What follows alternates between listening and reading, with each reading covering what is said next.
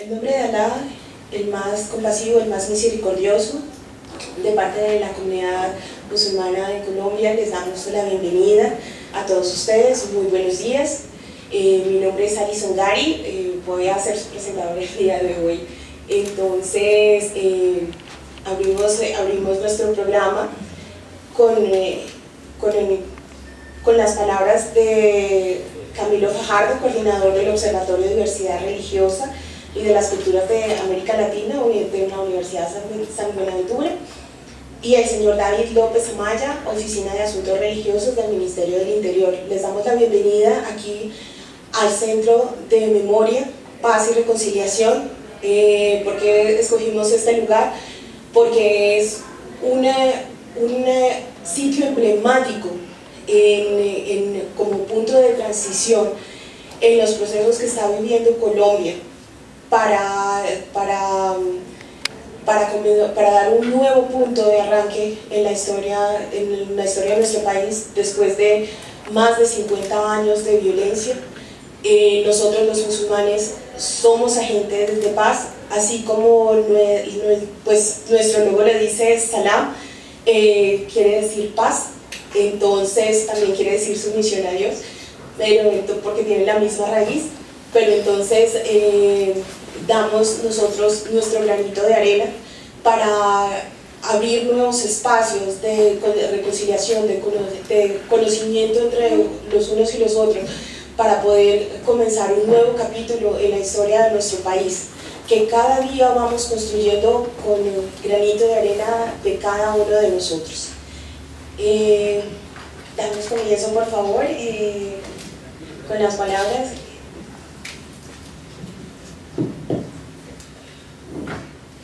Muy buenos días.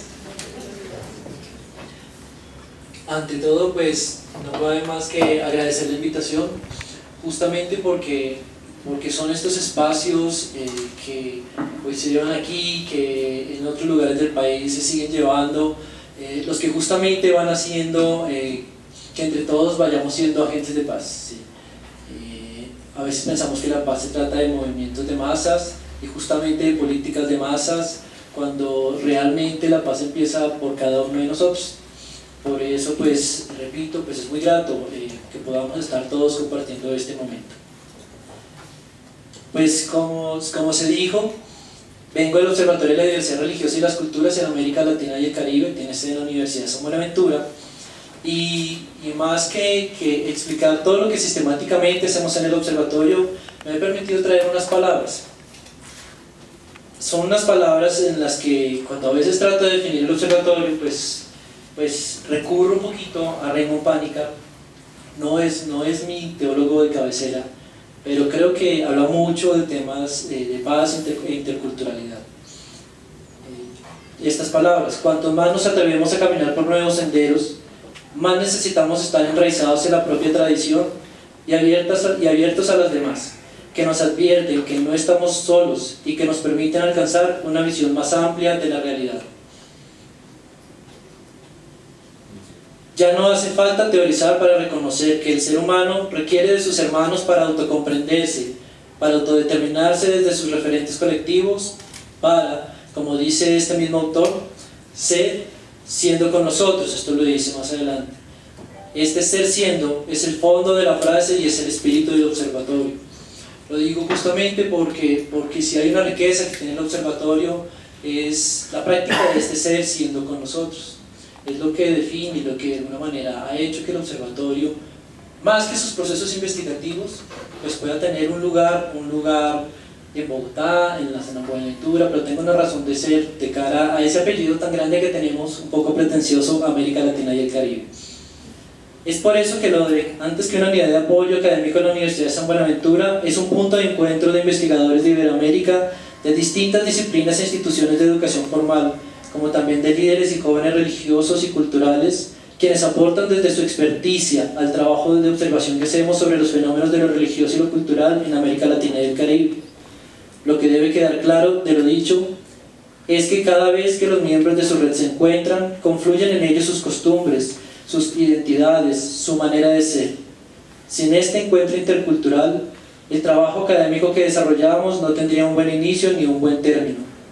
Y además, seríamos un observatorio pobre, pues la riqueza de la diversidad ha sido la primera constatación de que no estamos solos, que la realidad que investigamos es muy amplia, tan amplia como los sujetos que la hacen.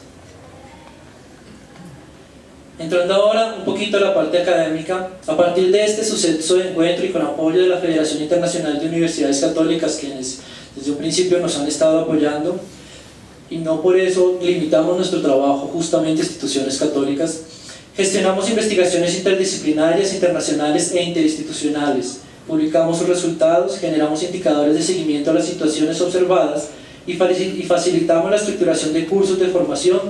Todo ello con el propósito de que este trabajo pueda servir de insumo a la generación de políticas públicas. Ya hemos empezado a ser convocados para hablar de algunos asuntos justamente con la Oficina de Asuntos Religiosos del Ministerio del Interior, incluso por Religiones por la Paz en el Nodo de América Latina y el Caribe, también en el Consejo de Bogotá, y cómo no, pues trabajando siempre con religiosos, en lo que lo personal yo considero que es la primera fuerza pública que tenemos, y muy grande, porque a veces pensamos que de cara al fenómeno del laicismo que vive Europa, pues aquí vamos a vivir lo mismo, o estamos empezando a vivir lo mismo, pero resulta que incluso el Pew Research dice que, según las cifras, ese fenómeno es de allá. Aquí nos asustamos porque solemos traer muchas cosas, ¿cierto?, de las costumbres europeas y demás, pero justamente si revisamos las cifras estamos hablando de casi un 87% en el que los que vivimos en América Latina y el Caribe, incluiríamos si quieren Iberoamérica, cambié un poquito la cifra pero hablo un poquito del espíritu del tema, pues somos espirituales. Ya no se circunscribe la palabra religión, religiosos, pero sí incluso espiritualidades a la carta si queremos involucrar a ciertos jóvenes y los fenómenos religiosos que viven hoy día. Y entonces creo que justamente por eso sigue siendo lo religioso y el líder religioso una fuerza de trabajo muy importante, al menos en América Latina y el Caribe. Creo que por ello no podría dejar pasar la ocasión de este encuentro, primero, para resaltar que el Observatorio también ha buscado en otros momentos facilitar espacios que den lugar a reflexionar en ese valor que nos hace tan humanos, el de la paz, pero también para invitarlos a que trabajemos conjuntamente en ello, ya que está demostrado que hace falta que nos involucremos en ella todos, desde cada uno de nuestros roles, para que esa meta, que no significa tanto la ausencia de guerra como sí el cooperativismo en el amor, sea una tarea lograda día a día y contagiada cada vez más a más hermanos. Los cortos 5 años que ya lleva el observatorio nos ha confirmado que una de las mejores formas de trabajar hoy por la paz es ese cooperativismo que acaba de mencionar entre los hombres y las mujeres, y que más aún, al ser América Latina y el Caribe una región con una población mayoritariamente espiritual, ya lo había mencionado, no hay mejor estrategia para lograrla que con el esfuerzo conjunto de todos los que estamos aquí presentes, y por ello propiciando experiencias de interreligiosidad. De manera que, si algo podemos aportar todos, también el observatorio y su red a la paz, la de Colombia y la de la región, es mantenerse como un espacio laico y aconfesional que por lo mismo pueda visibilizar y apoyar el trabajo de las distintas culturas, entre estos el de la islámica en su acontecer continental. Es una falacia pensar que el posconflicto es la dura tarea que se circunscribe solamente al país y a los colombianos. El posconflicto es iberoamericano, es mundial y no depende exclusivamente del narcotráfico. Sabemos todos qué tipos de violencia hay, y de estos muchos, y que por lo mismo el esfuerzo por lograr la paz desde las religiones habría de ser mayúsculo, porque no solo se limita a las víctimas de la guerra armada, también a aquellas que han sufrido todo tipo de desprecio por ser coherentes con lo que su identidad le ilumina, que es el camino correcto de ser en el mundo. Pero también me atrevería a decir que ese esfuerzo podría ser el más efectivo, pues como dijo John Lillard, que seguramente lo habremos escuchado más de una vez por estos días, este año en una entrevista al Espectador decía: la paz se logra cuando cada colombiano asume el respeto por la diferencia y establezca relaciones constructivas con el otro, con ese otro al que durante más de medio siglo no ha querido o no ha podido escuchar. Sí que el religioso ha aprendido lo que es la diferencia y sí que lleva consigo los valores propios para poder acoger al otro, con lo cual, al salir de este valioso encuentro, no podemos hacer menos que sumarnos a la tarea de enseñarle a nuestros compatriotas a vivir en verdad en medio de la diversidad cultural y religiosa, a escucharse mutuamente. Como coordinador de un observatorio de lo diverso, pero también como espectador de las buenas prácticas que allá acontecen, y como hombre de fe, estoy convencido de que no hay otro camino. No es mi intención poner de moda el concepto de lo diverso, pero siento que es mi deber recordar que su buena práctica es una urgencia que ya se viene echando en falta, por cuanto que la diversidad hace parte de la misma constitución de este continente y, por supuesto, del ser humano. Es por ello que todo representante de lo diverso juega un papel político y espiritual importante, y por eso este evento no podría no haberse hecho, más aún a sabiendas de que Colombia ya ha empezado a caminar por un nuevo sendero, más allá de que ganen sí o que ganen no, pero todos estamos trabajando por la paz. En ese espíritu, el mismo que mencioné de Panicar, manifiesto en nombre propio del Observatorio de la Universidad de San Buenaventura el deseo de que las palabras que en adelante se pronuncien en este auditorio y las reflexiones que ellas susciten sean el néctar que embriague los corazones presentes y los motive, desde su propia tradición, a seguir siendo agentes de paz. Que así como este edificio ha buscado simbólicamente recuperar el pasado para construir otro futuro, los presentes nos unamos para que esta vez, en esta tierra que renace, no se repitan más los errores del pasado y en verdad sembremos la semilla que ha de llevarse a los lugares de Iberoamérica y, por qué no, del mundo. Entonces, pues que la paz sea con todos nosotros. Gracias.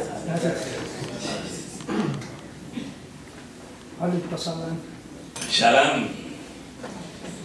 En el nombre de Dios, el compasivo con toda la creación, el misericordioso con los creyentes. Estoy leyendo en la versión que me han entregado.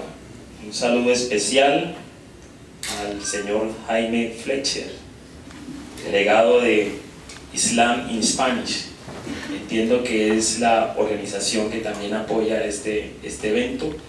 Un saludo a todos los hermanos y hermanas de la fe musulmán en este primer foro de musulmanes como agentes de paz, a Camilo Fajardo, coordinador del ODREC, así es, que nos hemos encontrado en otros espacios que tienen que ver con encuentros interreligiosos.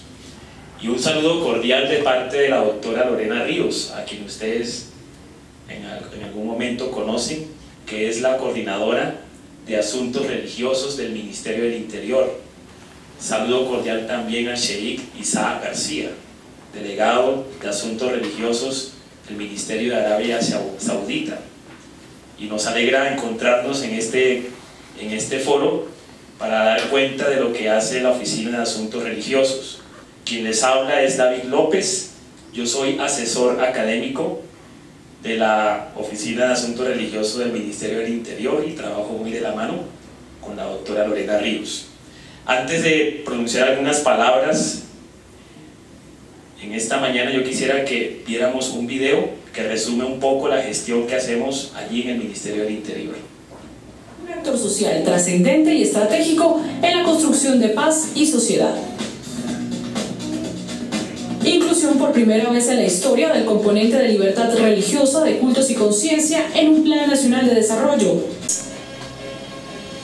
Bien, esto es un resumen de lo que la Coordinación de Asuntos Religiosos ha gestionado al interior del gobierno, tanto en las instancias de participación del gobierno como en el marco institucional jurídico.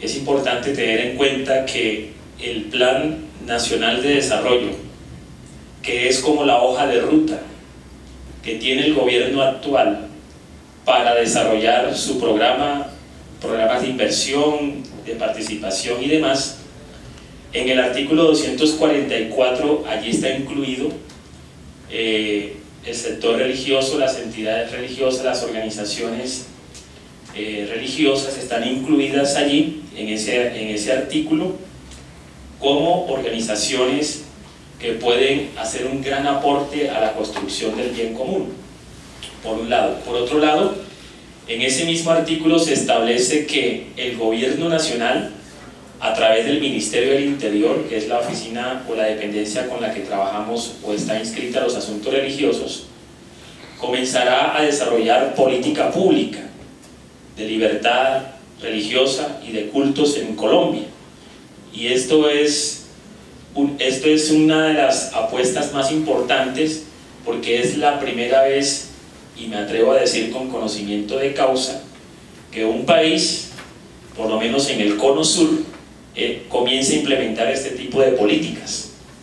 Lo que quiero decir es que, a pesar de que hay poco presupuesto para trabajar desde una oficina de asuntos religiosos, porque ustedes saben que la educación, que la salud requiere o tiene priorización sobre temas de libertad religiosa, a pesar de la escasez de presupuesto, con todo lo que hemos concretado es la voluntad de gobierno y la voluntad de Estado para que el próximo año comience ya a implementarse y a construirse esta política pública.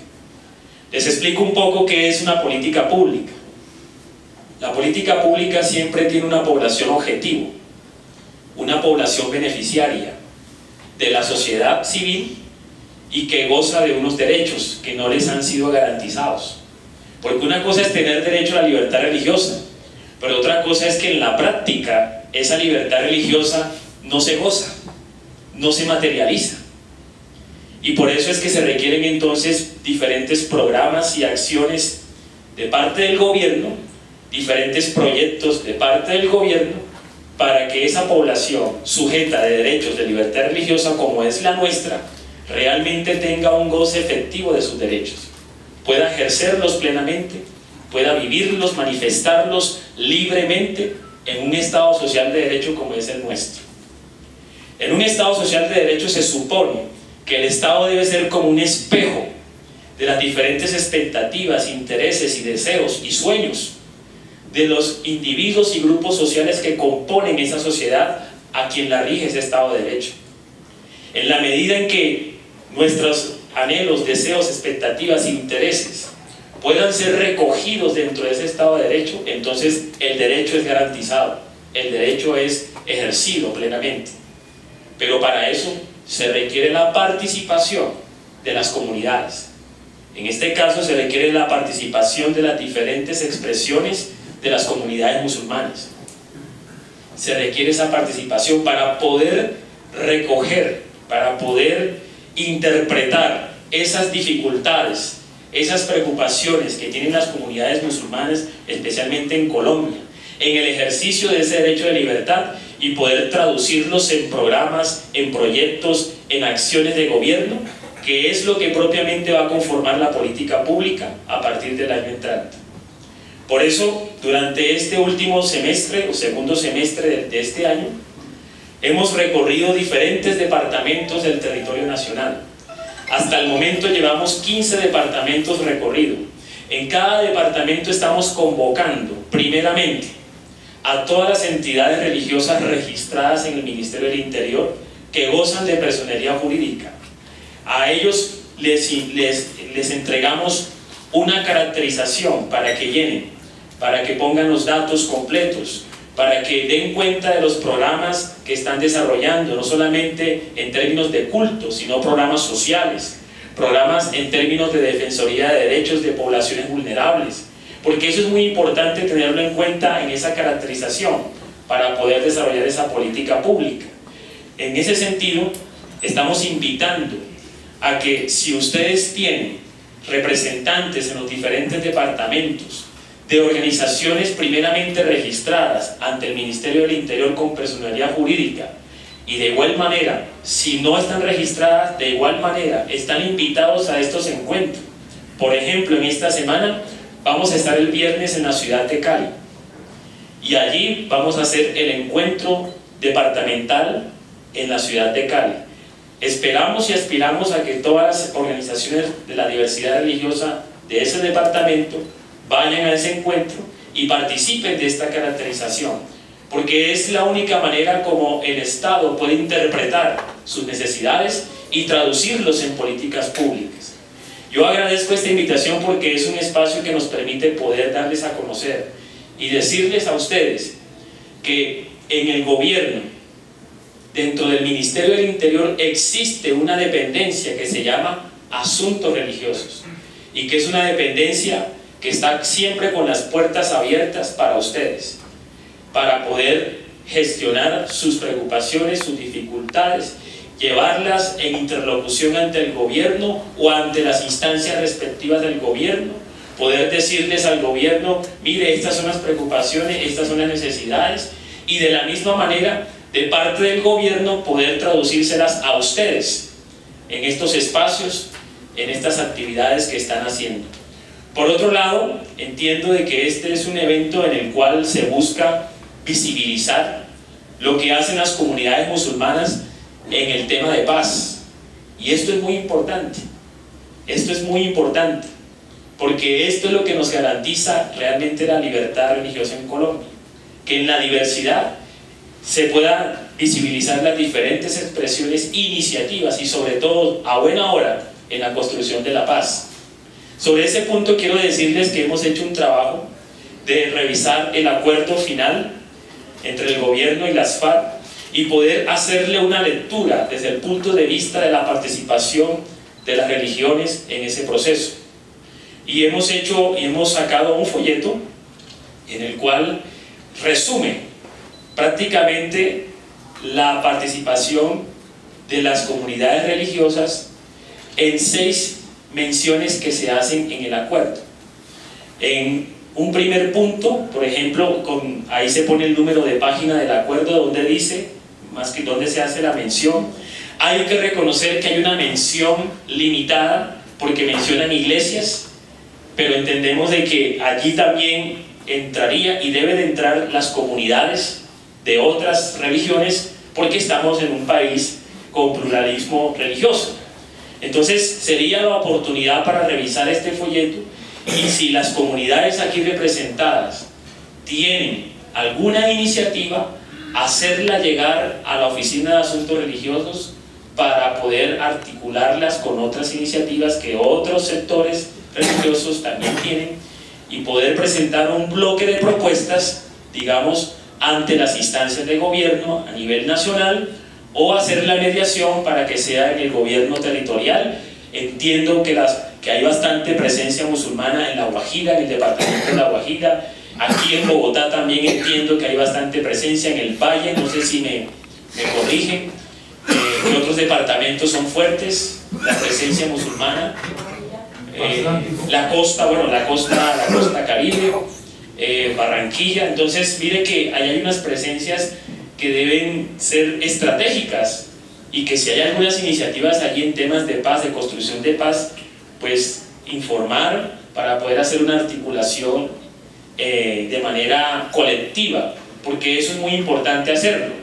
Cuando uno va a hacer gestión o incidencia pública, es muy importante que las acciones sean colectivas, porque no va a haber una política pública para los cristianos y otra para los musulmanes, no, es una política pública que garantice el derecho para todos, y por eso se necesita entonces que las acciones sean colectivas y sean conjuntas. Pero entendemos que cuando nosotros convocamos desde el Ministerio del Interior, muchas expresiones religiosas encuentran un espacio que garantiza, digamos, el trato igualitario, porque eso es importante también tenerlo en cuenta, y que permite la articulación y por lo tanto desarrollar acciones conjuntas por ese lado. Simplemente termino con lo siguiente. En el acuerdo final se hace mención entonces de la participación del sector religioso, una como facilitador de los actos tempranos de reconocimiento de responsabilidad colectiva, que a propósito, ya en esta semana comenzaron a publicarse el acto de perdón que hubo en La Chinita, entre las FARC, el gobierno y las víctimas. Allí hubo una mediación de unas organizaciones religiosas en ese acto, el acto que hubo ya en Bojayá, y después del plebiscito se esperaría que se comiencen a dar las coordinaciones en los territorios. Entiendo de que hay un trabajo que están haciendo las comunidades musulmanas en el tema de la victimización de musulmanes. Si son por causa del conflicto armado, sería interesante presentar una propuesta de cómo vamos a hacer un acto de reconocimiento de responsabilidad colectiva, que está contemplado en la página 158 del acuerdo final. ¿Cómo es que vamos a hacer esa coordinación? La oficina está con las puertas abiertas para ayudarles en eso. Por otro lado, se hace una mención en la página número 206 de que el sector religioso puede ser fuente en primera instancia de monitoreo del cese al fuego y de la dejación de armas en las zonas donde las FARC están concentradas o se van a concentrar. Un ejemplo, si hay algún acto de violación a ese pacto, las iglesias o las comunidades religiosas que estén allí cercanas pueden servir como fuentes de monitoreo, pero escuche bien, en primera instancia, así está contemplado en el acuerdo. Por lo tanto, se requiere de un ejercicio de conciencia y de apropiación también de esta participación. Estoy hablando de la página 206 del acuerdo final, fuentes de monitoreo. También se habla de la participación del sector religioso en lo que será el Consejo Nacional para la Reconciliación y la Convivencia. ¿Cuántos de nuestros feligreses o creyentes o miembros de nuestras comunidades religiosas, por ejemplo, sufren de discriminación en colegios, en universidades? Porque todavía nuestro país necesita avanzar en la cultura de la diversidad religiosa. Es notorio que nuestro país ha venido de una tradición de muchos años, de muchos siglos, de una tradición católica, pero ya desde la Constitución de 1991 ya han pasado 25 años y el cambio del marco cultural en tema de religión todavía lleva tiempo en aceptar, reconocer, aprender e inclusive educarse para una cultura de la diversidad religiosa, y eso hace de que muchos por ignorancia discriminen, estigmaticen. Eso entonces requiere de que este consejo, por ejemplo, que se va a crear, también establezca cátedras, haga propuestas en ese sentido. ¿Y quiénes son los más autorizados para hacer propuestas en ese sentido? Pues las comunidades religiosas que deben participar o deberían participar en este Consejo Nacional para la Reconciliación y la Convivencia. Estoy hablando de la página 41 del acuerdo final, que habla de este consejo. Y por último, también se habla de que las FARC o el movimiento político que resulte de las FARC hará un pacto político nacional ante la sociedad civil y ante el gobierno. Y allí, en esas organizaciones que servirán de garantes de ese pacto político nacional a nivel nacional y en los territorios de conflicto, allí también se hablan de las comunidades religiosas. Estoy hablando de la página número 72. Por lo demás, entonces, queda en la mesa y queda en este auditorio que se requiere la participación, porque la construcción de la paz es entre todos, no es solamente del gobierno y de las FARC. La paz es de todos y tiene que ver con todos. Y por otro lado, termino con la siguiente noticia. Vamos a organizar una mesa técnica en asuntos religiosos, una mesa técnica interreligiosa de paz y posconflicto. Si algunos de ustedes ya tienen algunas iniciativas que están en curso en temas de víctimas, en temas de paz, en temas de reconciliación, podrían hacérnoslo saber para nosotros poder hacer la convocatoria a la organización que está trabajando en estos temas y poderlos invitar a que sean parte de esta mesa. Para nosotros